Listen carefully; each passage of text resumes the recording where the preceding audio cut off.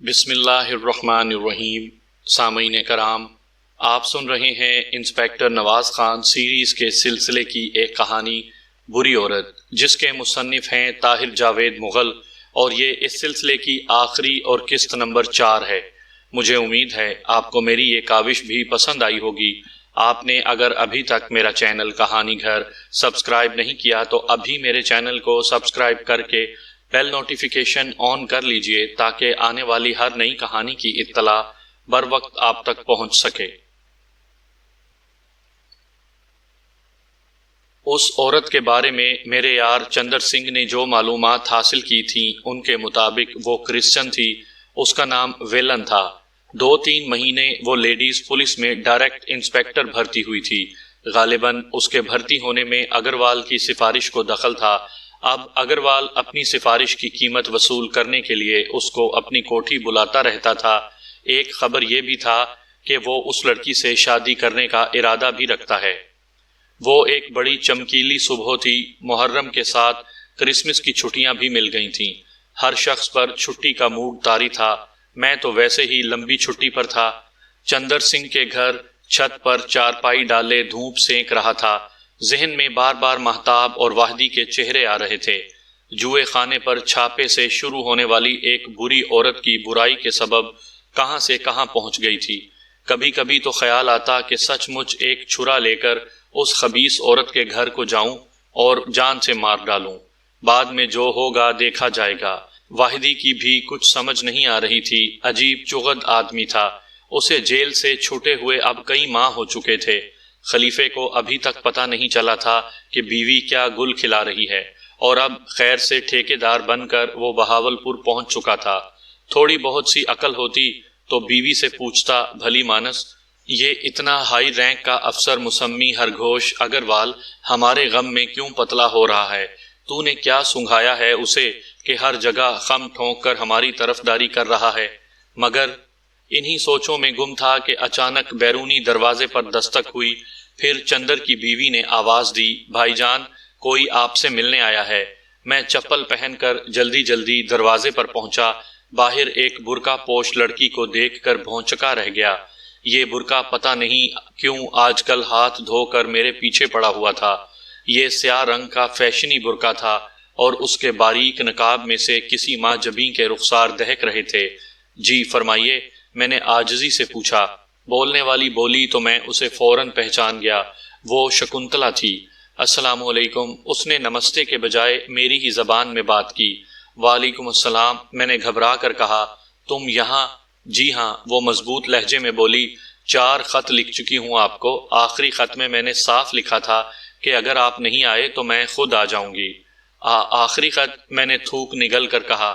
اب میں اسے کیا بتاتا کہ میں نے 4 میں سے 3 خط پڑھے ہی نہیں۔ وہ دراصل دیکھیے نواز صاحب، میں اتنی گری ہوئی نہیں ہوں کہ آپ کے پیچھے پیچھے بھاگی پھروں، اور آپ کوئی ایسا ویسا خیال بھی دل میں نہ لائیں۔ وہ خط تو میں نے بس یوں ہی دوستی میں لکھ دیے، لیکن یہ میری عزت کا معاملہ ہے۔ آپ کو ایک بار میرے ساتھ چلنا ہی پڑے گا۔ میں اپنی سہیلی سے وعدہ کر چکی ہوں کہ آپ کو دکھاؤں گی۔ میرا مطلب ہے میں دکھانا چاہتی ہوں آپ کو، سہیلی کو، میرا مطلب ہے سہیلی کو آپ۔ وہ بری طرح گڑبڑا گئی۔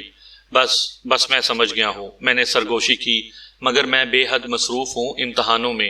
وہ روحانسی آواز میں بولی، دیکھیے مسٹر نواز، آپ بے حد برے آدمی ہیں، آپ کو خیال کرنا چاہیے کسی کا۔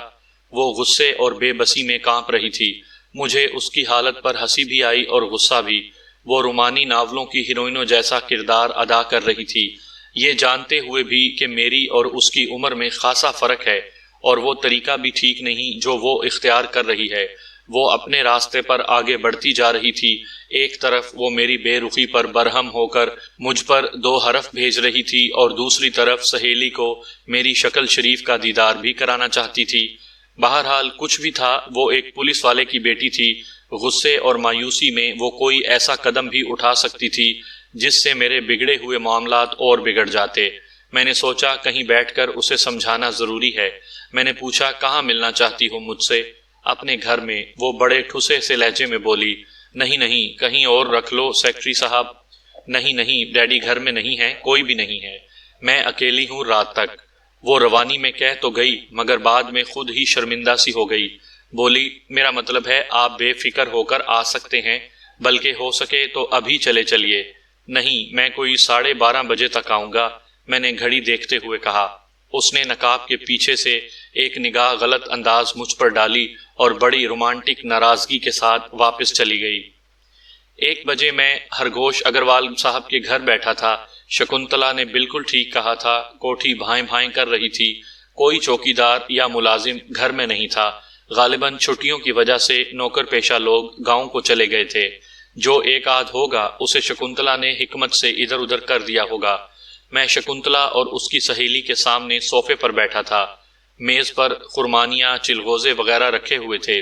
میں دل میں تو یہ خیال لے کر آیا تھا کہ اس بے وقوف لڑکی کو اپنی عقل کے مطابق کچھ سمجھاؤں گا، مگر اس کی سہیلی کی موجودگی میں کچھ سمجھ میں نہیں آ رہا تھا کہ کیا کہوں اور کچھ کہوں بھی یا نہیں۔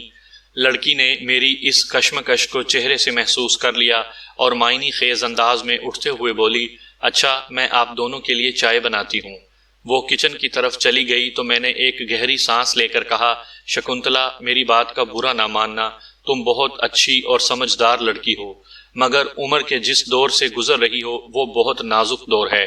اس دور میں انسان جو فیصلے کرتا ہے ان پر عموماً بعد میں پچھتانا پڑتا ہے۔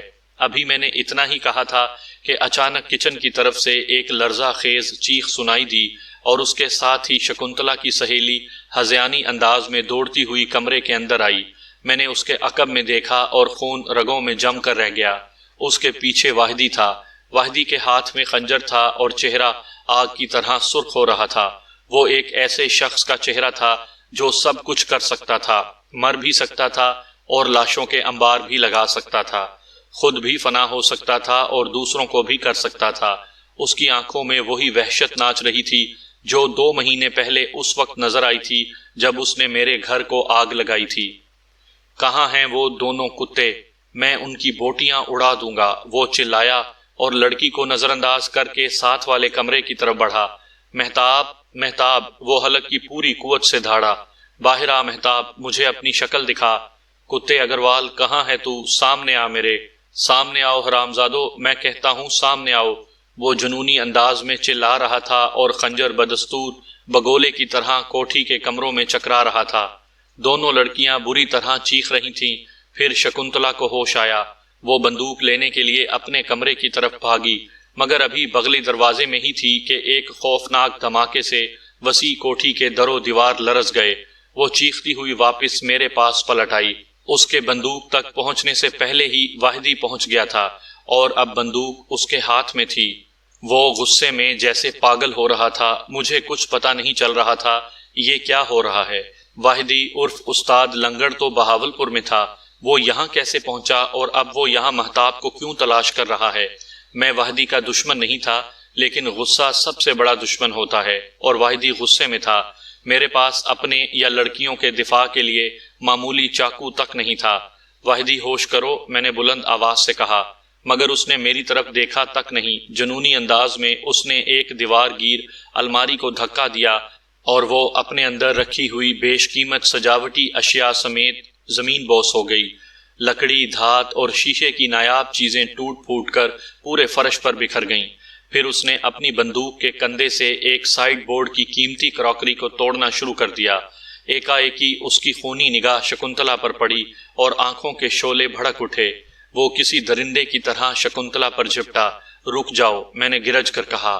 اس نے ٹھنک کر بندوق کا رخ میری طرف پھیر دیا۔ یوں لگا جیسے اس کی نظر پہلی بار مجھ پر پڑی ہے۔ ایک لمحے کے لیے اس کی آنکھوں میں حیرت کے آثار نظر آئے۔ اس نے غرا کر پوچھا، تھانے دار تو اس گھر میں کیا کر رہا ہے؟ میں نے کہا، وہی کر رہا ہوں جو تو غلط طریقے سے کرنے آیا ہے۔ یہ طریقہ صحیح نہیں ہے واحدی۔ اگر تجھے ہوش آ ہی گئی ہے تو اب ہوش کی بات کر، قانون کو ہاتھ میں مت لے۔ واحدی چیخا، تو میرے راستے سے ہٹ جا تھانے دار، آج میں کسی کی نہیں سنوں گا۔ سارے حساب برابر کر دوں گا آج۔ ہماری گفتگو کے درمیان شکنتلا اور اس کی سہیلی نے ایک دم بیرونی دروازے کی طرف دوڑ لگا دی۔ ہم میں سے کسی کو معلوم نہیں تھا کہ واحدی کے ساتھ اس کا ایک ساتھی بھی ہے۔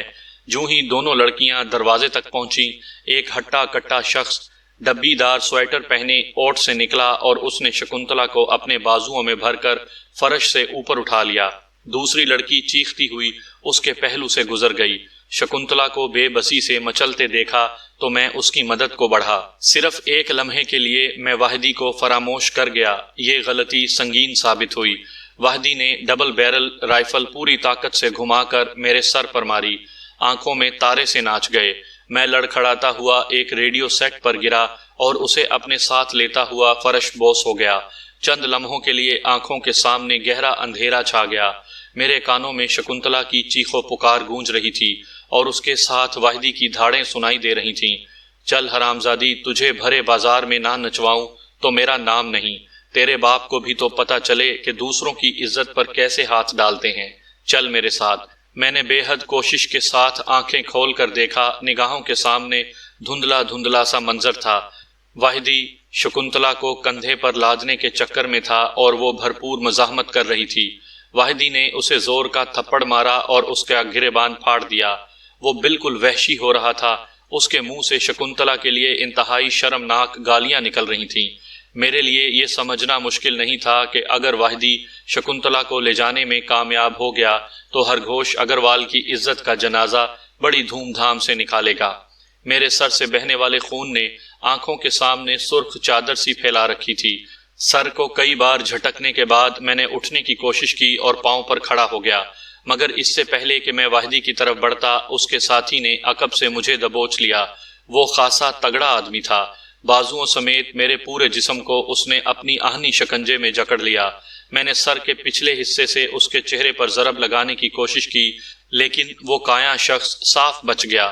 واحدی کے کوٹھی میں داخل ہونے سے اب تک کے واقعات 15 یا 20 سیکنڈ کے اندر وقوع پذیر ہوئے تھے، اور اب شکنتلا خود کو بچانے کی آخری کوشش کر رہی تھی۔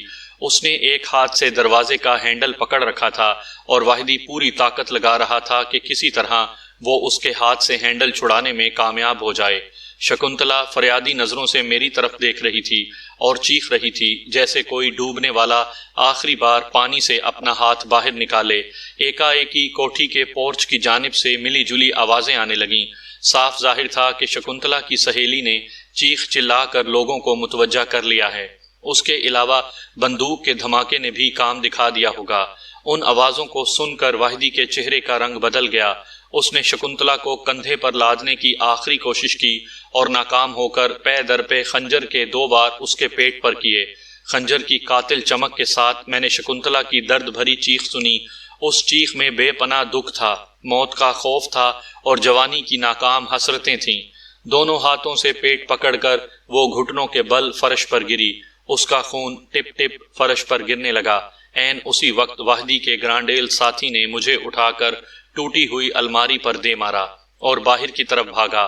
سر کے زخم نے مجھے نیم جان کر رکھا تھا، لیکن غم و غصے کی شدید لہر نے مجھے دوبارہ اٹھنے کا حوصلہ بخشا۔ ایک بار بری طرح لڑکھڑا کر میں اپنے قدموں پر کھڑا ہو گیا۔ میں نے شکنتلا کی جھلک دیکھی جو اب اوندے منہ فرش پر گر چکی تھی۔ میں نے اس کے قریب پڑی ہوئی بندوق اٹھائی اور باہر کی طرف بھاگا۔ اس سے پہلے کہ ارد گرد کے لوگ اندرونی کمرے میں پہنچتے، میں پہلو والی دیوار پھاند کر کوٹھی سے باہر آ چکا تھا۔ کوئی 30 گز دور مجھے ایک نیلی ویگن نظر آئی۔ وہ چل رہی تھی اور اس کے کھلے دروازے میں سے کوئی شخص اوپر چڑھ رہا تھا۔ وہ واحدی تھا۔ دیکھتے ہی دیکھتے ویگن نے تیزی سے موڑ کاٹا اور ایک گلی میں اوجھل ہو گئی۔ میں نے اپنا سکوٹر ایک گلی چھوڑ کر پارک کیا ہوا تھا۔ میں بھاگتا ہوا سکوٹر تک پہنچا، بندوق کو اس کے چوڑے تسمے کے ذریعے بستے کی طرح گلے میں لٹکایا اور سکوٹر پر بیٹھ کر اسے سٹارٹ کر لیا۔ گلی میں اکا دکا لوگ حیران نظروں سے میری طرف دیکھ رہے تھے۔ سیکٹری صاحب کی کوٹھی کے اندر سے چیخ و پکار کی آوازیں آ رہی تھیں۔ اس سے پہلے کہ مجھ سے کوئی سوال کیا جاتا یا کوئی مجھے روکنے کی کوشش کرتا، میں نے سکوٹر موڑا اور پوری رفتار سے نیلی ویگن کے پیچھے روانہ ہو گیا۔ میرے اندازے کے مطابق نیلی ویگن والے نے ایک غلط راستہ اختیار کر لیا تھا۔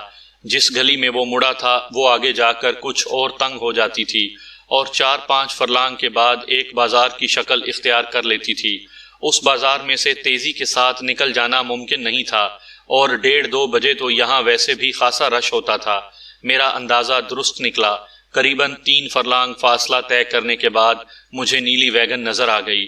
ڈرائیور جو کوئی بھی تھا اس نے ہارن پر ہاتھ رکھا ہوا تھا اور بڑی پھرتی کا مظاہرہ کر رہا تھا۔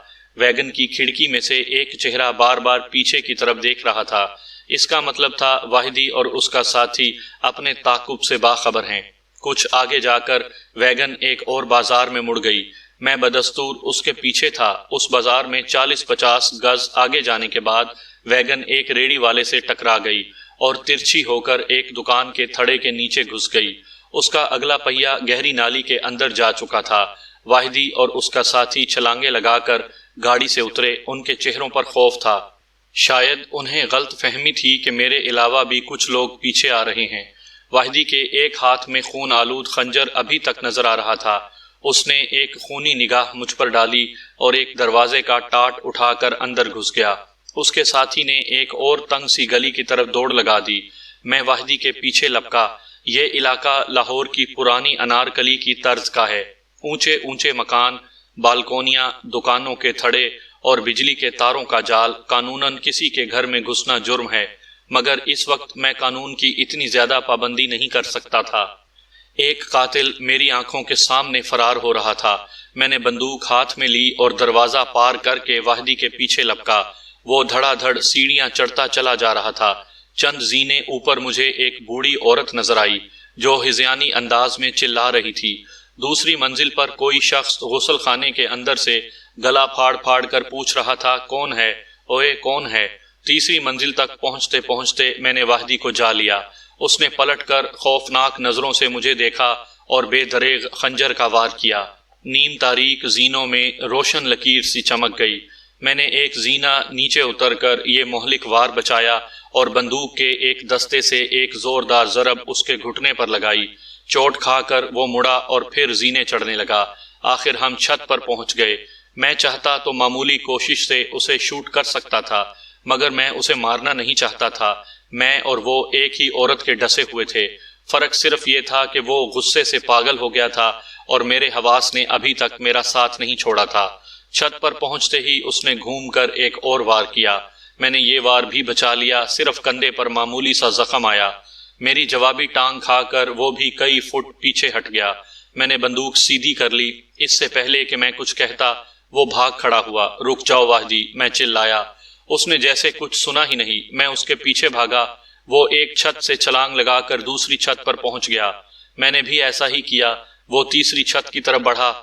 ان دو چھتوں کے درمیان کافی فاصلہ تھا۔ میں پکارا، رک جاؤ واحدی ورنہ گولی مار دوں گا۔ وہ چند قدم تیزی سے بھاگا اور چھلانگ لگا دی۔ فاصلہ زیادہ تھا، وہ دوسری چھت تک نہیں پہنچ سکا۔ میں نے اسے دیوار سے ٹکرا کر نیچے گلی میں بجلی کے تاروں پر گرتے دیکھا۔ یہ ہائی وولٹیج تار تھے۔ زبردست دھماکہ ہوا، ہر طرف شعلے سے لپک گئے۔ واحدی کلا بازی کھا کر 30-40 فٹ نیچے پختہ فرش پر گرا۔ اس کے لباس میں سے دھواں نکل رہا تھا۔ میں نے اپنی آنکھیں بند کر لی۔ میں چھت سے نیچے اترا تو ارد گرد کی گلیوں میں بہت سے لوگ جمع ہو چکے تھے۔ واحدی کے بچنے کا کوئی سوال ہی نہیں تھا۔ وہ موقع پر ہی ہلاک ہو گیا تھا۔ اتنے میں پولیس جیپ کا سائرن سنائی دینے لگا۔ ایک ڈی ایس پی صاحب عملے کے ساتھ موقع پر پہنچ گئے اور انہوں نے مجھے گرفتار کر لیا۔ واحدی کی لاش کے پاس سے اس کا خون آلود خنجر بھی قبضے میں لے لیا گیا۔ مجھے مقامی تھانے پہنچا دیا گیا۔ یہ انسپیکٹر تجمل کا تھانہ نہیں تھا۔ یہاں مجھ سے تقریباً وہی سلوک ہوا جو ایک مجرم سے ہوتا ہے۔ اگلے روز دوپہر تک مجھے کچھ پتہ نہیں چلا کہ تھانے سے باہر کیا ہوا ہے۔ دوپہر کے وقت ایس پی امیر حسین صاحب کی کوششوں سے میرا وکیل مجھ تک پہنچنے میں کامیاب ہو گیا۔ وکیل عبدالقدوس صاحب نے بتایا کہ سیکٹری اگروال سری نگر میں تھے۔ بیٹی کی خبر پا کر وہ آج صبح واپس لوٹے ہیں۔ شکنتلا ہسپتال میں ہے اور اس کی حالت بہت نازک ہے۔ انہوں نے مزید بتایا کہ اگروال صاحب نے میرے خلاف قاتلانہ حملے، اغوا اور قتل کی رپورٹ درج کرائی ہے۔ انہوں نے لکھوایا ہے کہ ملزم ان سے پرانی رنجش رکھتا ہے۔ اس نے ان کی غیر موجودگی میں ان کی بیٹی کو اغوا کرنے کی کوشش کی اور ناکام ہو کر اسے سخت زخمی کر دیا۔ بعد ازاں وہ غصے میں بپرا ہوا مہتاب کے شوہر واحدی کی طرف گیا۔ واحدی جان بچانے کے لیے بھاگا، لیکن سفاک ملزم نے آخر تک اس کا پیچھا کیا اور بلندی سے دھکا دے کر ہلاک کر دیا۔ میں سناٹے میں رہ گیا۔ یہ جھوٹ ہے، جھوٹ ہے، میں نے چیخ کر کہا۔ قدوس صاحب رحم آمیز نظروں سے مجھے دیکھنے لگے۔ شاید اس کے علاوہ وہ کچھ کر بھی نہیں سکتے تھے۔ چیخنے سے میرے زخمی سر میں شدید ٹیسیں اٹھنے لگیں۔ میں نے سر تھام کر کہا، وکیل صاحب یہ سب کیا ہو رہا ہے؟ کیا پورا محکمہ اندھا ہو گیا ہے؟ یہ لوگ شکنتلا کا بیان کیوں نہیں لیتے؟ اگر وہ بیان دینے کے قابل نہیں تو اس کی سہیلی کا بیان لیں، وہ سب کچھ بتائے گی۔ وہ بھی نہ بتائے تو شہادتیں دیکھیں۔ اگر وال کے 10 پڑوسی بتا دیں گے کہ نیلی ویگن ان کے محلے میں کھڑی تھی، واحدی کے پاس سے جو خنجر ملا ہے اس کے فنگر پرنٹس دیکھیں، اس پر لگا ہوا خون دیکھیں، یہ تو ایک بالکل صاف کیس ہے۔ وکیل صاحب بولے، بھائی میرے، کیس بڑا صاف ہے، لیکن کیس بنانے والے اسے صاف رہنے دیں گے تو پھر ہے نا؟ اگروال جس کرسی پر بیٹھا ہے وہ سب کچھ کر سکتا ہے اور کر رہا ہے۔ بہرحال کے آگے تسلی تشفی کی بہت سی باتیں تھیں جو قدوس صاحب میرے ساتھ کر کے چلے گئے۔ اسی روز شام کو کسی نہ کسی طرح چندر سنگھ نے بھی مجھ تک رسائی حاصل کر لی۔ وہ ٹفن میں میرے لیے قیمے والے پراٹھے لے کر آیا تھا۔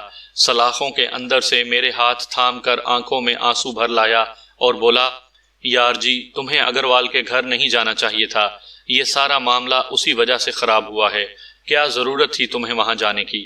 اب میں اسے کیا بتاتا کہ کس کی خاطر اور کس نیت سے مجھے جانا پڑا تھا۔ چندر سنگھ نے بتایا کہ عام لوگوں کا خیال یہی ہے کہ تم نے مقدمے بازی اور بے روزگاری سے گھبرا کر یہ پاگل پن کیا ہے۔ میں کچھ دیر گہری نظروں سے چندر سنگھ کو دیکھتا رہا، پھر پوچھا، تمہارا کیا خیال ہے؟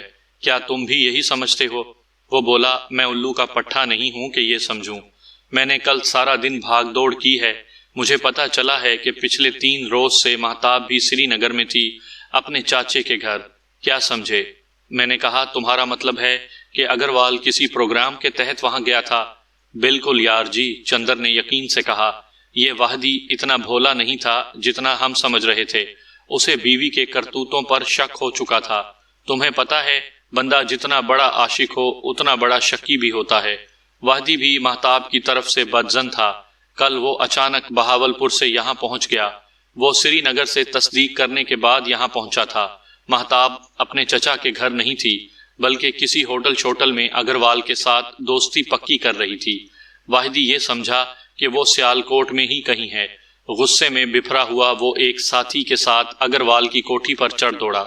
چندر سنگھ کی باتیں 100% درست تھیں۔ اب مجھے سمجھ میں آ رہا تھا کہ کوٹھی میں گھستے ہی واحدی نے مہتاب اور اگروال کو کیوں پکارنا شروع کر دیا تھا۔ واقعات کی سب کڑیاں ٹھیک ٹھیک مل گئی تھیں، مگر ان کڑیوں کے ملنے سے کیا ہوتا تھا؟ میری بے گناہی ثابت کرنے والے صرف 2 افراد تھے، ان میں سے ایک مر چکا تھا اور دوسرا بے ہوش پڑا تھا، یعنی شکنتلا۔ بلکہ دیکھا جاتا تو شکنتلا کے بارے میں بھی یقین سے کچھ نہیں کہا جا سکتا تھا۔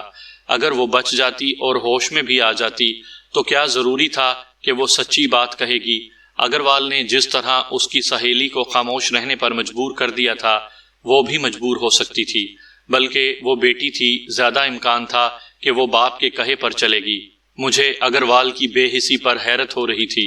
میں انہی سوچوں میں گم تھا کہ قدموں کی وزنی ٹھک ٹھک سنائی دی۔ ایک کانسٹیبل آیا اور اس نے تیز لہجے میں چندر سے کہا، چل اٹھوئے فٹافٹ، ایس پی صاحب آئے ہیں۔ وہ چندر کو بازو سے کھینچ کر باہر لے گیا۔ 2 منٹ بعد ایس پی امیر حسین سلاخوں کے سامنے آ گئے۔ ان کے چہرے پر سنجیدگی ٹوٹ کر برس رہی تھی۔ تعصب سے بولے، میں نے کہا تھا نا کہ ہر تجربہ خود نہیں کرنا چاہیے، کبھی کبھی بڑی بھاری قیمت دینا پڑتی ہے۔ میں سر جھکائے خاموش بیٹھا رہا۔ وہ بولے، کیا بگڑ جاتا تیرا اگر معافی کے 2 بول بول دیتا؟ اب دیکھنا کہاں تک پہنچتی ہے یہ بات۔ کون سے مربے ہیں تیرے پاس جو مقدمے پر لگائے گا؟ یہ ہزاروں لاکھوں کے کھیل ہوتے ہیں بچے، اور کچھ نہیں تو بوڑھی ماں کا ہی خیال کیا ہوتا، وہ اندھی ہو رہی ہے رو رو کر۔ میرے پاس ان باتوں کا کوئی جواب نہیں تھا، بس دل میں ایک تسلی سی تھی کہ میں بے گناہ ہوں۔ میں مر بھی گیا تو قیامت کے روز میرا نام عزتیں لوٹنے والوں اور بدکاروں کے ساتھ نہیں لکھا جائے گا، اور ماں کو اس دنیا میں شرمندگی اٹھانا بھی پڑی تو اگلے جہان میں اس کا سر فخر سے ضرور بلند ہوگا۔ میری اور ایس پی صاحب کی گفتگو جاری تھی کہ یکا یک تھانے میں سپاہیوں کی ایڑیاں بج اٹھیں۔ ایس پی صاحب نے بھی گردن گھما کر دیکھا اور وہ غیر ارادی طور پر اٹینشن ہو گئے۔ بھاری قدموں کی ٹھگا ٹھگ سنائی دی۔ 5-6 آدمی حوالات کی طرف آ رہے تھے۔ پھر مجھے ایڈیشنل سیکرٹری اگروال کی صورت نظر آئی۔ عقب میں ایک وکیل فائلیں لیے آ رہا تھا، اس کے پیچھے بھی 3-4 آدمی تھے۔ تھانے دار کے حکم پر سنتری نے چابیوں کا وزنی گچھا نکالا اور بھاگ کر حوالات کا دروازہ کھول دیا۔ میرے علاوہ ایس پی صاحب اور دیگر عملہ حیرت سے یہ سب کچھ دیکھ رہا تھا۔ اگروال ان لوگوں میں سے تھا جن کے چہرے سے ان کی دلی کیفیت کا اندازہ لگانا مشکل ہوتا ہے۔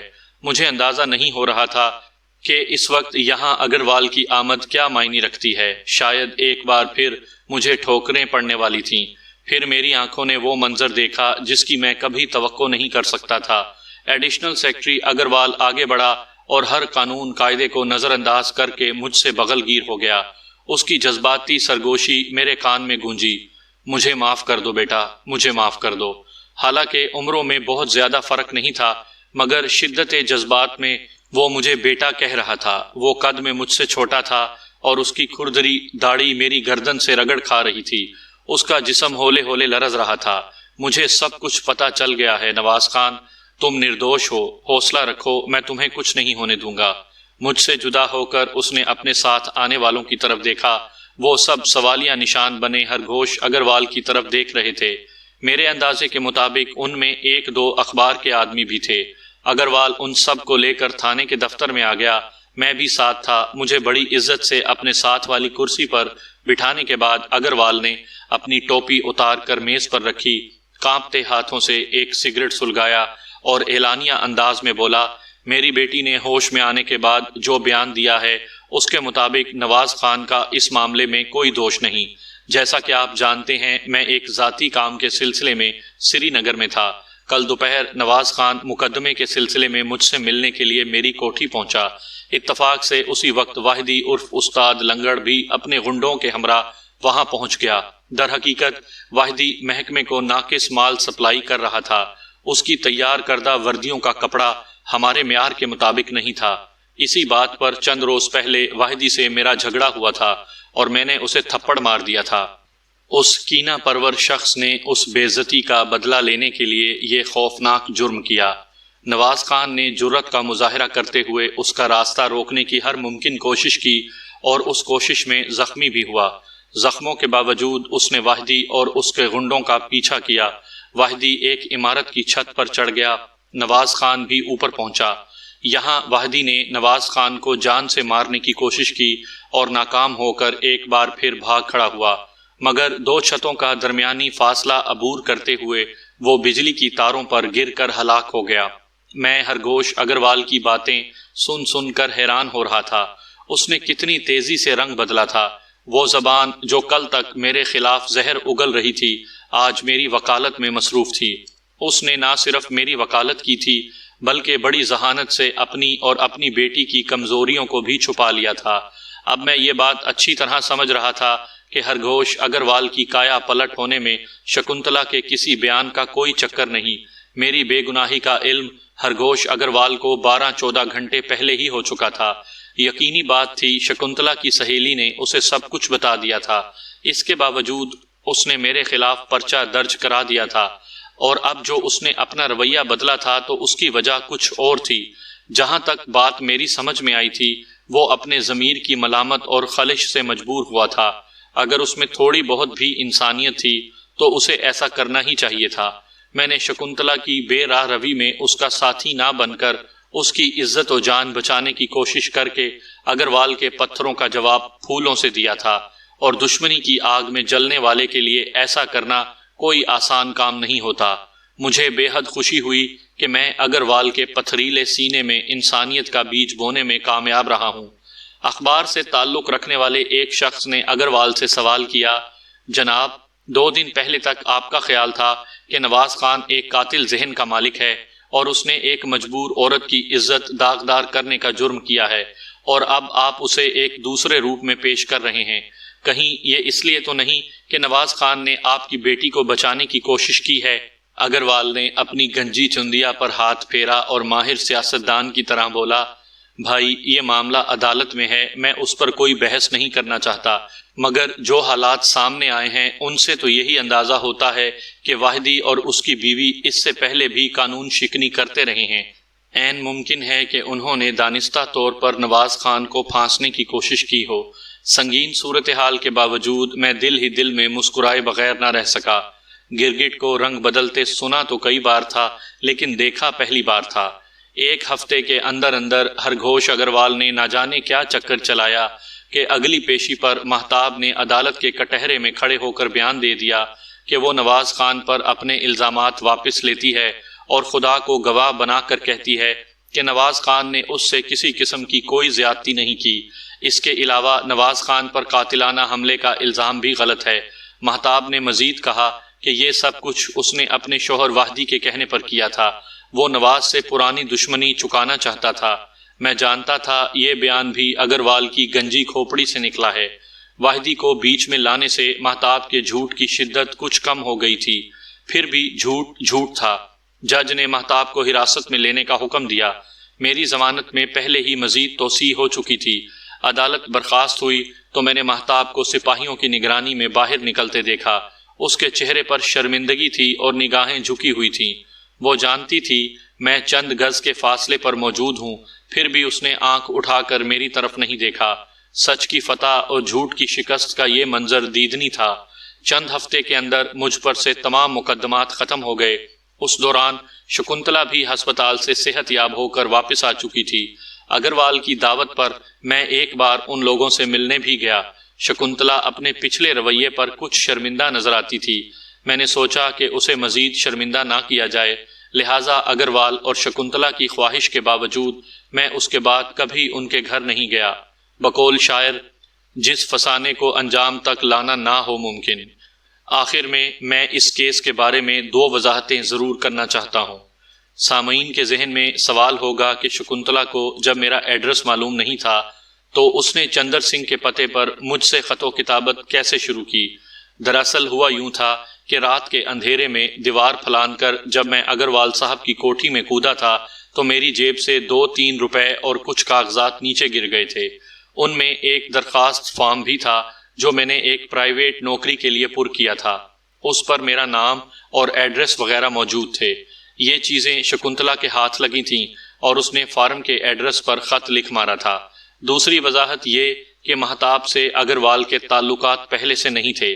یہ تعلقات اسی رات شروع ہوئے تھے جس رات وہ ٹوپی والا برقع پہن کر بذریعہ رکشہ اگروال کی کوٹھی پہنچی تھی اور ASI نوازش علی نے اس کا پیچھا کیا تھا۔